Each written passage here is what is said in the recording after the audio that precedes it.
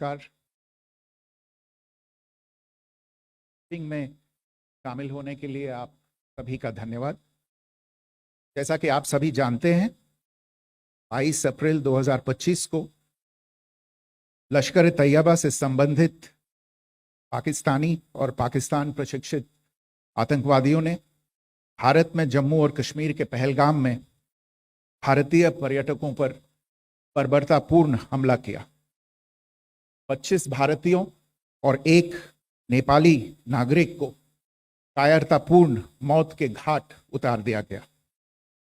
मुंबई के 26 नवंबर 2008 के हमलों के बाद यह भारत में हुई किसी आतंकवादी हमले में मारे गए आम नागरिकों की संख्या की दृष्टि से सबसे गंभीर घटना है। पहलगाम का हमला अत्यधिक बर्बरतापूर्ण था, जिसमें वहां मौजूद लोगों को करीब से और उनके परिवारों के सामने सिर पर गोली मारी गई।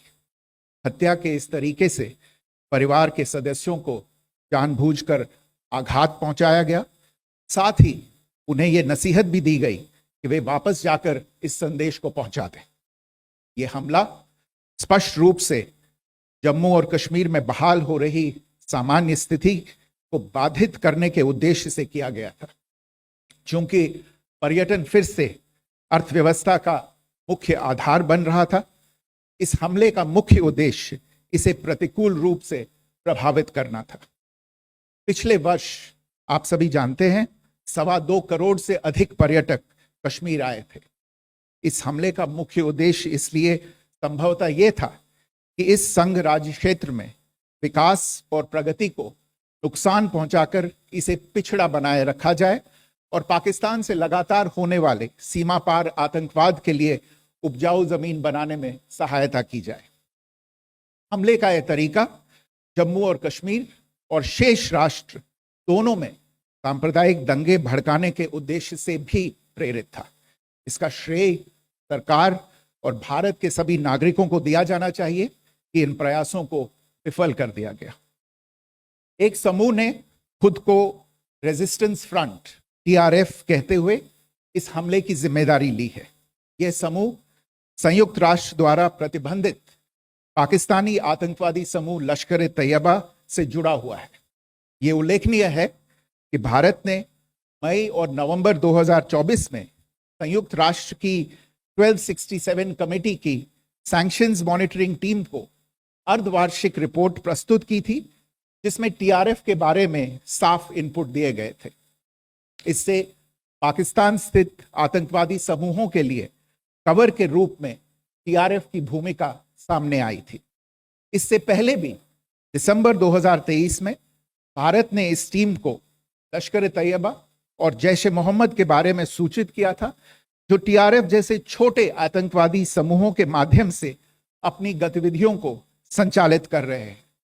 इस संबंध में 25 अप्रैल को UN सिक्योरिटी काउंसिल प्रेस वक्तव्य में TRF के संदर्भ को हटाने के लिए पाकिस्तान के दबाव पर भी ध्यान दिया जाना चाहिए। पहलगाम आतंकवादी हमले की जांच से पाकिस्तान के साथ आतंकवादियों के संपर्क उजागर हुए हैं।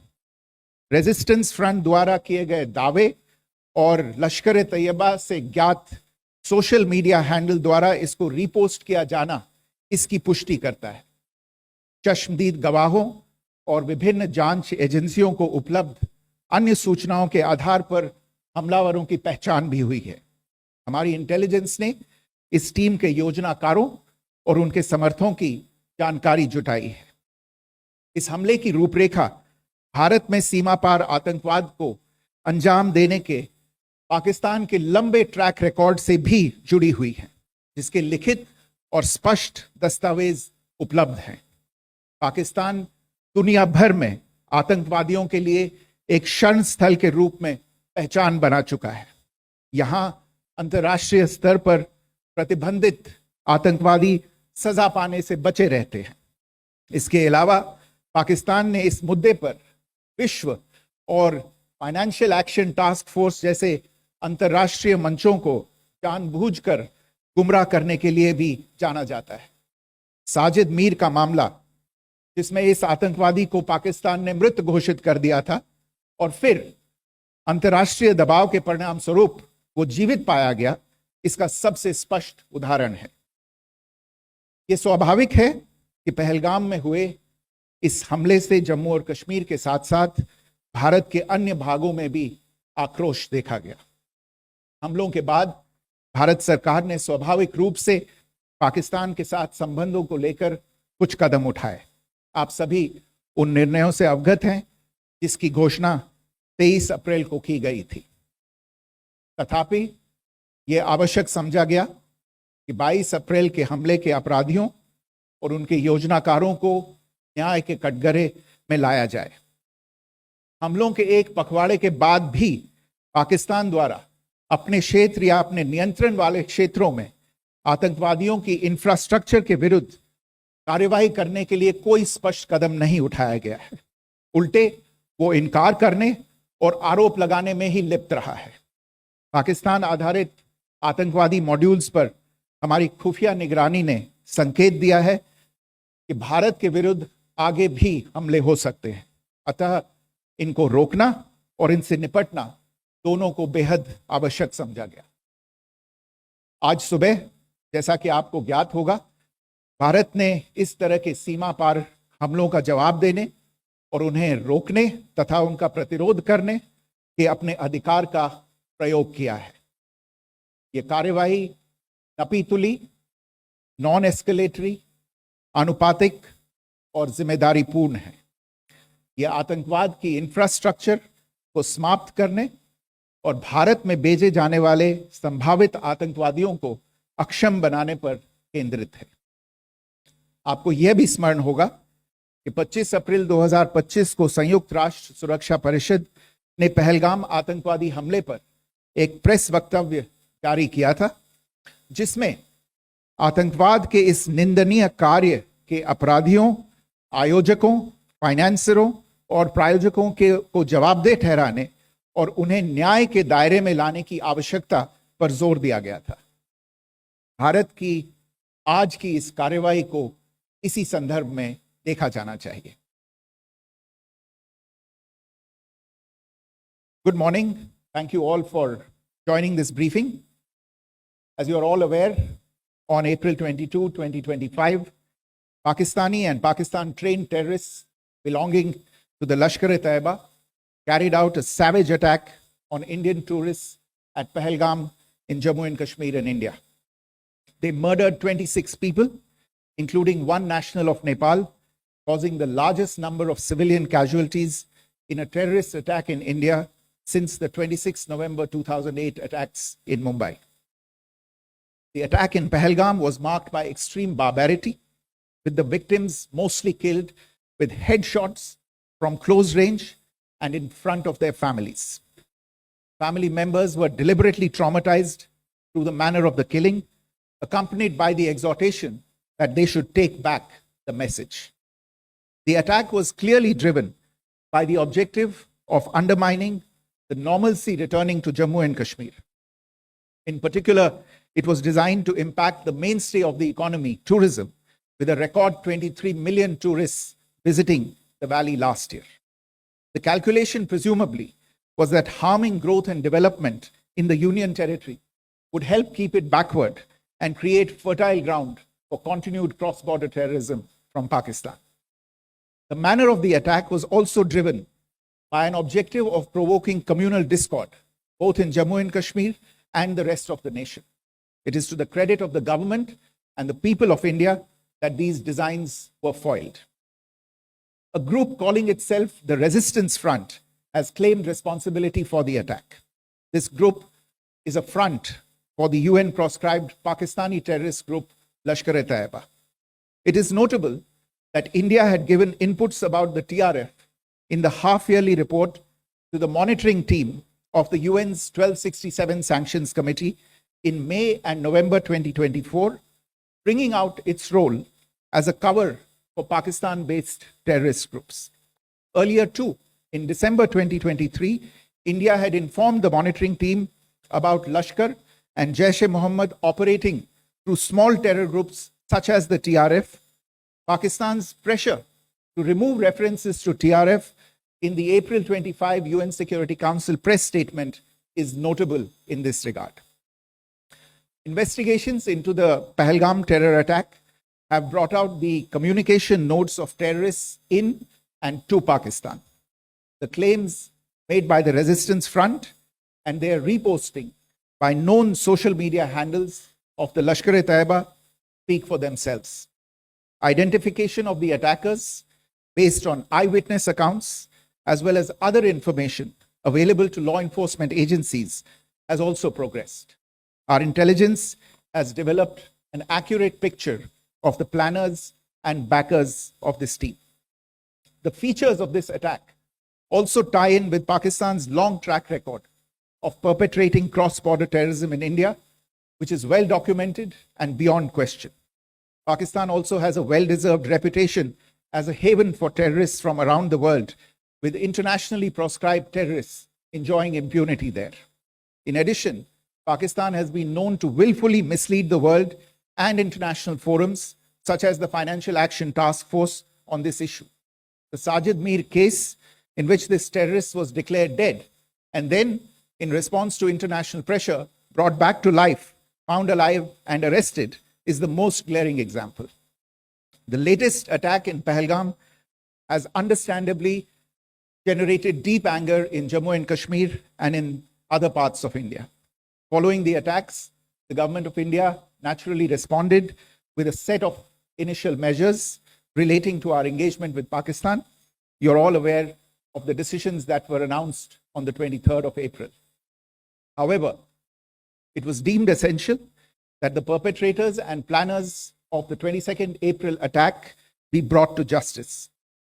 Despite a fortnight having passed since the attacks, there has been no demonstrable step from Pakistan to take action against the terrorist infrastructure on its territory or on territory under its control.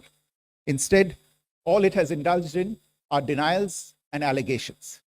Our intelligence monitoring of Pakistan-based terrorist modules indicated that further attacks against India were impending.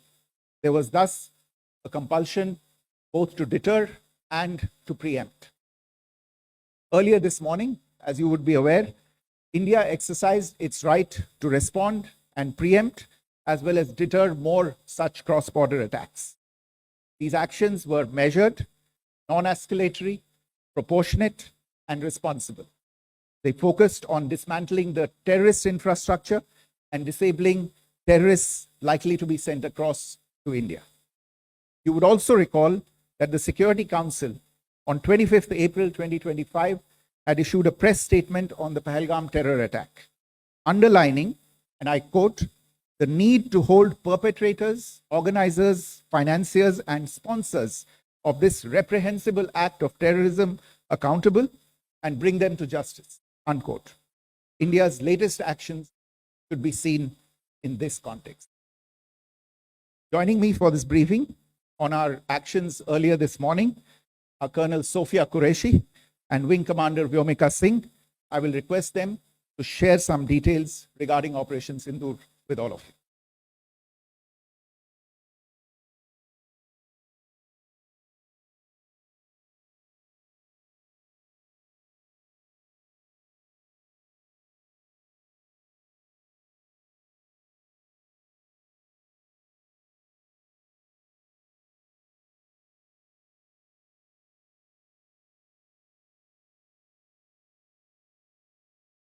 प्रभात देवियों और सज्जनों, मैं colonel Sophia Qureshi और मेरे साथ wing commander Vyomika Singh आज आपको 6 से 7 मई 2025 की रात 1:05 से 1:30 बजे के बीच भारतीय सशस्त्र बलों द्वारा अंजाम दिए गए ऑपरेशन सिंदूर के बारे में जानकारी देंगे।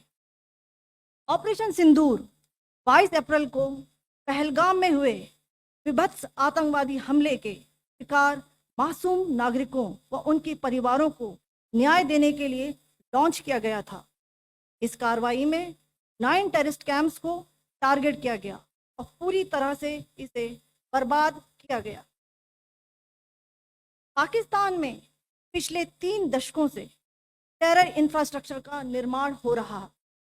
इसमें recruitment, indoctrination centres, training areas व लॉन्च पैड शामिल थे, जो पाकिस्तान और पाक अधिकृत जम्मू कश्मीर POJK दोनों में फैले हैं।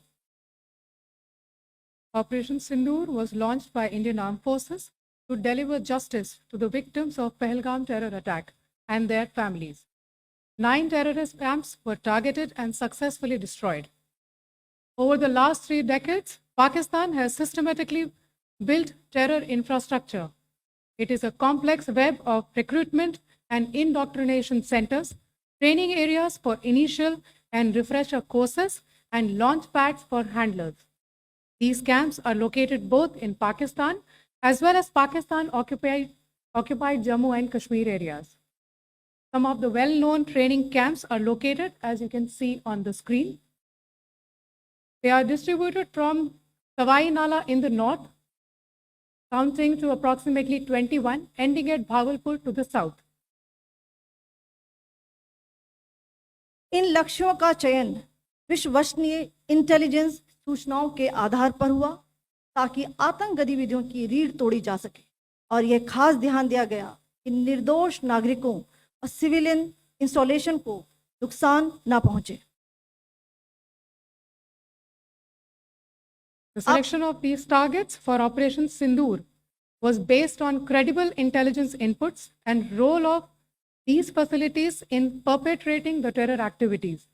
The locations were so selected to avoid damage to civilian infrastructures and loss of any civilian lives. This was done with due diligence, and the camps selected for targeting and their engagement will now be shown to you one by one. POJK के targets मैं आपको बताना चाहूंगी। सबसे पहले सवाई नाला camp Muzaffarabad, जो कि POJK के लाइन ऑफ कंट्रोल से 30 किलोमीटर दूर है। यह एक लश्कर तोयबा का ट्रेनिंग सेंटर था। 20 अक्टूबर 2024 सोनमर्ग, 24 अक्टूबर 24 गुलमर्ग, 22 अप्रैल 2025 पहलगाम, इन हमलों के आतंकियों ने यहीं से प्रशिक्षण लिया था। सैयदना बिलाल कैंप जफराबाद, यह एक जैश ए मोहम्मद का स्टेजिंग एरिया है। यह हथियार, विस्फोटक और जंगल सर्वाइवल ट्रेनिंग का केंद्र भी था। गुलपुर कैंप कोटली, यह LOC से 30 किलोमीटर दूर था। लश्कर तोयबा का बेस था, जो रजौरी पुंछ में सक्रिय था। 20 अप्रैल 2023 को पुंछ में और 9 जून 2024 को तीर्थ यात्रियों के बस हमले में यहीं से आतंकी को ट्रेन किया गया था।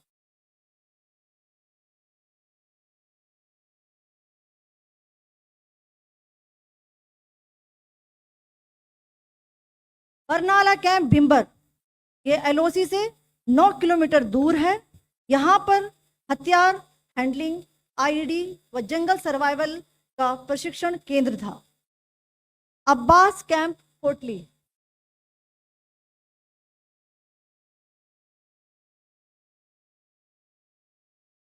यह LOC से 13 किलोमीटर दूर है। लश्कर तोयबा का फिदाइन यहाँ तैयार होता था। इसकी कैपेसिटी 15 टेररिस्ट को ट्रेन करने की थी।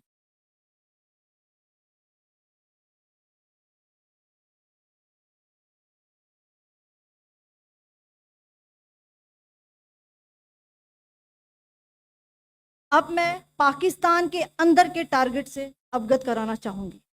पहला, सर्जल कैंप सियालकोट, यह अंतर्राष्ट्रीय सीमा से 6 किलोमीटर की दूरी पर है, सांबा कटवा के सामने।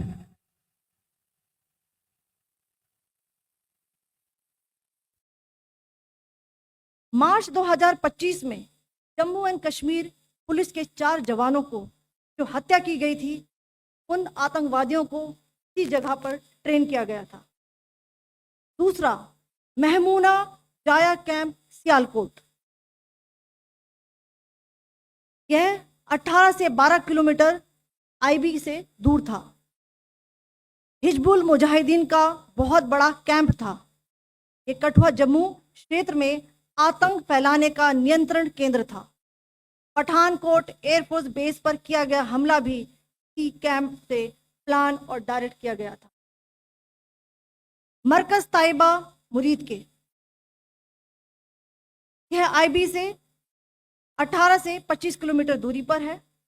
2008 के मुंबई हमले के आतंकी भी यहीं से प्रशिक्षित हुए थे। अजमल कसब और डेविड हेडली भी यहाँ ट्रेन हुए थे।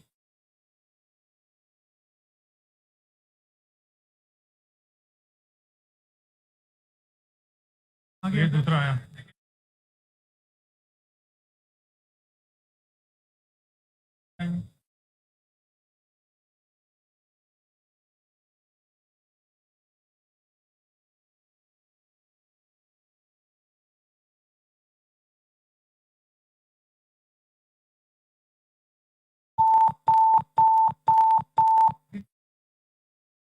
एंक्लोजर सेम ही है, just hit the target.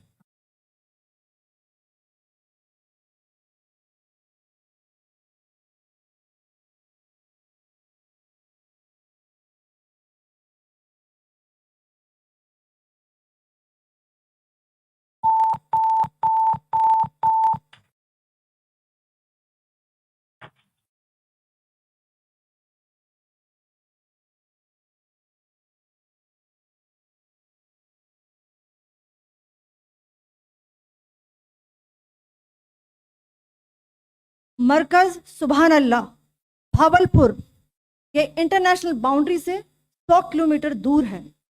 Jaish ए मोहम्मद का मुख्यालय था। यहाँ पर रिक्रूटमेंट, ट्रेनिंग व इंडोक्ट्रिनेशन का केंद्र भी था। शीर्ष आतंकी अक्सर यहाँ आते थे। मैं आप सबको बताना चाहती हूँ कि किसी भी सैन्य ठिकाने का निशाना नहीं बनाया गया और अभी तक किसी तरह की नागरिक क्षति की रिपोर्ट नहीं है। धन्यवाद। जय Hind. The strike on the terror camps were undertaken through precision capability, as shown to you. A niche technology weapons with careful selection of warheads was ensured so that there will be no collateral damage. The point of impact in each of the target was a specific building or a group of buildings. All the targets were neutralized with clinical efficiency, and the results reiterate the professionalism of the Indian Armed Forces in the planning and execution of their operations. No military establishments were targeted. India has demonstrated considerable restraint in its response. However, it must be said that the Indian Armed Forces are fully prepared to respond to Pakistani misadventures, if any, that will escalate the situation. Jai Hind, and thank you very much. Ladies and gentlemen, friends in the media, I ask your indulgence today in view of the fact that this is still an evolving situation. We will therefore not be able to take questions and answers today, but we will come back for more updates and more briefings shortly. Thank you all very much for joining us this morning. Thank you.